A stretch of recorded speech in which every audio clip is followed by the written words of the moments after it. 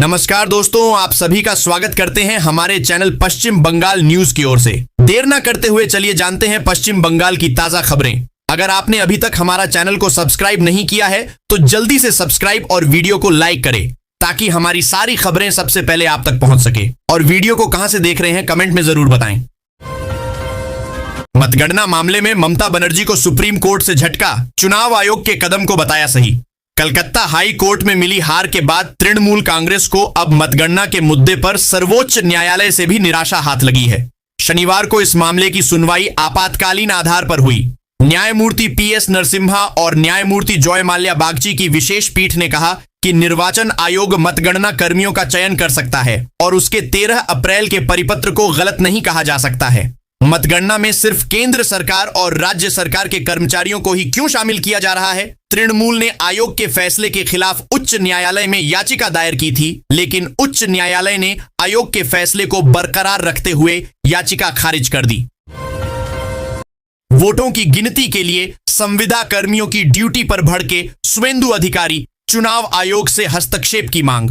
भाजपा उम्मीदवार व वरिष्ठ नेता शुवेंदु अधिकारी ने शनिवार को पिंगला और दासपुर विधानसभा क्षेत्रों में मतगणना के दिन संविदा कर्मचारियों को ड्यूटी पर तैनात करने को लेकर चिंता जताई। उन्होंने तृणमूल पर जनादेश में हेरफेर करने की साजिश रचने का आरोप लगाया और चुनाव आयोग से हस्तक्षेप की मांग की।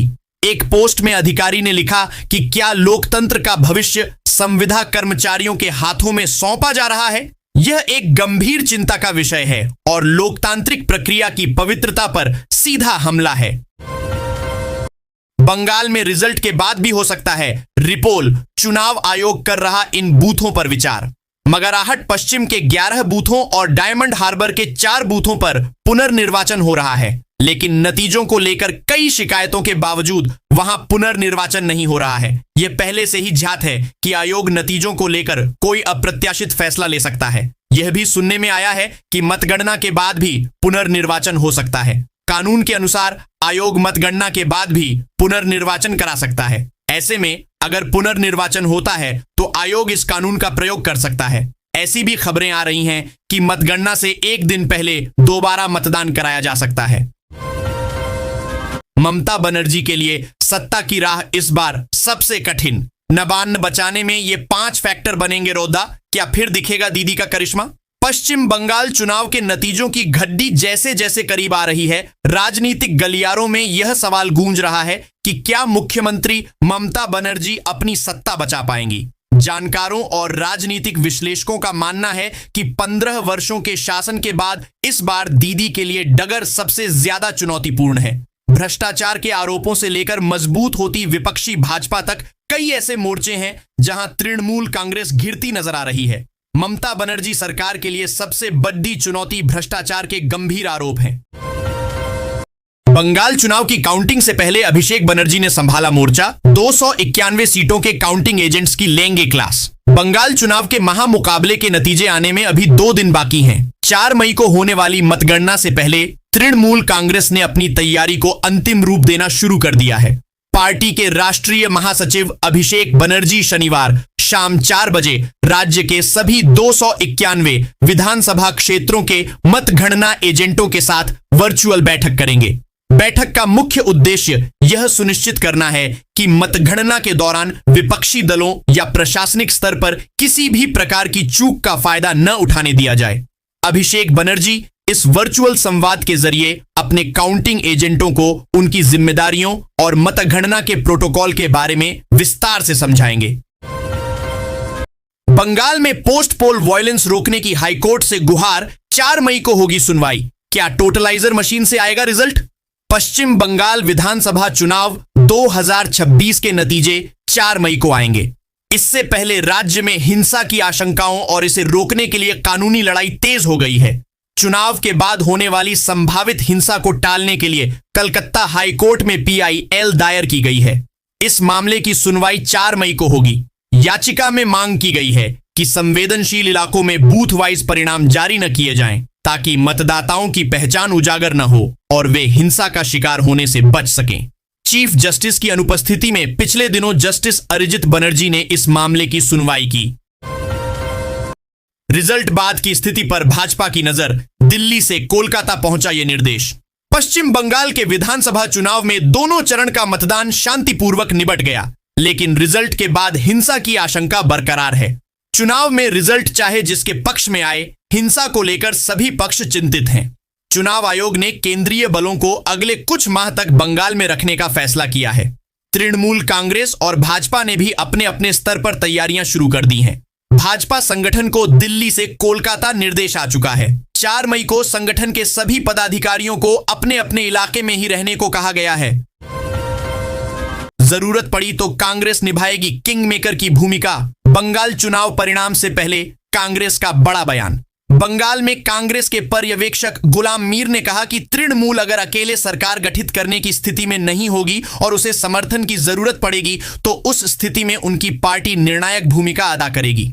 गुलाम मीर ने आगे कहा कि एग्जिट पोल में जो दिखाया जा रहा है उसका बिल्कुल उल्टा होगा। तृणमूल सरकार ने बंगाल की महिलाओं के हाथों में सीधे तौर पर जो आर्थिक सहायता पहुंचाई है उसे उसका फायदा जरूर मिलेगा। बंगाल के कुल मतदाताओं का 50% महिलाएं हैं, जिनका कम से कम 60% वोट तृणमूल को जरूर मिलेगा। अल्पसंख्यक बेल्ट की वोटिंग में 20% तक उछाल, ये दीदी की सत्ता की गारंटी है या परिवर्तन का संकेत? पश्चिम बंगाल विधानसभा चुनाव 2026 के जो आंकड़े सामने आ रहे हैं, उन्होंने राजनीतिक विश्लेषकों को हैरान कर दिया है। राज्य के चुनावी इतिहास में पहली बार मतदान का आंकड़ा 90% के पार पहुंचा, लेकिन असली खेला उन 85 सीटों पर हुआ है जिन्हें अल्पसंख्यक बहुल माना जाता है। मुस्लिम बहुल इन क्षेत्रों में मतदान प्रतिशत में 2 से लेकर 20% तक की भारी बढ़ोतरी दर्ज की गई है। मुर्शिदाबाद, मालदा और उत्तर दिनाजपुर जैसे जिलों में उमड़ी यह भीड़ बंगाल की सत्ता की चाबी किसके हाथ में देगी, इसको लेकर कयासों का बाजार गर्म है। कलकत्ता हाई कोर्ट के फैसले के खिलाफ सुप्रीम कोर्ट पहुंची टीएमसी, क्या रुक जाएगी मतगणना? पश्चिम बंगाल विधानसभा चुनाव 2026 के नतीजों से ठीक पहले कानूनी लड़ाई अब देश की सबसे बड़ी अदालत की चौखट पर पहुंच गई है। तृणमूल कांग्रेस ने कलकत्ता हाई कोर्ट के आदेश को चुनौती देते हुए सुप्रीम कोर्ट का दरवाजा खटखटाया है। इस मामले की गंभीरता को देखते हुए शीर्ष अदालत शनिवार को विशेष सुनवाई करने के लिए तैयार हो गई है। 4 मई को होने वाली मतगणना से पहले इस कानूनी दांव पेंच ने राज्य की सियासत में खलबली मचा दी है। विवाद की जड़ कलकत्ता हाईकोर्ट का वह आदेश है जिसमें चुनाव प्रक्रिया या सुरक्षा व्यवस्था से जुड़े विशेष पहलू पर निर्देश दिए गए थे। बंगाल में काउंटिंग वाली जंग हार गई दीदी, सुप्रीम कोर्ट के आगे सिब्बल की दलील फेल, तब भी ममता को एक राहत। पश्चिम बंगाल चुनाव रिजल्ट से पहले काउंटिंग वाली लड़ाई ममता बनर्जी हार चुकी है। जी हां, सुप्रीम कोर्ट ने ममता बनर्जी को बड़ा झटका दिया है। टीएमसी की याचिका पर आज यानी सुप्रीम कोर्ट ने फैसला सुनाया। टीएमसी ने काउंटिंग में केंद्रीय कर्मचारियों की नियुक्ति का विरोध किया था, मगर सुप्रीम कोर्ट ने साफ साफ अपने फैसले में कहा कि यह नियमों के खिलाफ नहीं है। सुप्रीम कोर्ट ने बंगाल चुनाव रिजल्ट के लिए काउंटिंग प्रक्रिया से जुड़े चुनाव आयोग के फैसले में दखल देने से साफ इनकार कर दिया। जस्टिस पीएस नरसिम्हा और जस्टिस जॉय माल्या बागची की स्पेशल बेंच ने साफ कहा कि इस मामले में दखल देने की कोई जरूरत नहीं है। पश्चिम बंगाल में 15 बूथों पर वोटिंग के दौरान हंगामा, आपस में भिड़े टीएमसी बीजेपी कार्यकर्ता। पश्चिम बंगाल विधानसभा चुनाव 2026 के बीच दक्षिण 24 परगना जिले के फाल्टा इलाके से तनाव की खबर सामने आई है। यहां स्थानीय लोगों और सुरक्षा बलों के बीच तीखी बहस हो गई, जिसमें लोगों ने टीएमसी नेताओं पर धमकी देने के आरोप लगाए हैं। घटना के दौरान लोगों और सुरक्षा बलों के बीच काफी देर तक बहस होती रही। हालांकि स्थिति को काबू में रखने की कोशिश की गई, लेकिन इलाके में तनाव बना रहा। इस बीच कांग्रेस ने भी चुनाव आयोग और भाजपा पर गंभीर आरोप लगाए हैं। हुगली में प्रदेश कांग्रेस अध्यक्ष शुभंकर सरकार ने कहा कि चुनाव आयोग और भाजपा के बीच मिली भगत साफ नजर आ रही है। कौन है सुनील बंसल, जिनकी साइलेंट रणनीति ने उड़ा दी ममता बनर्जी की नींद? सामने आया बीजेपी का सबसे बड़ा गेम चेंजर।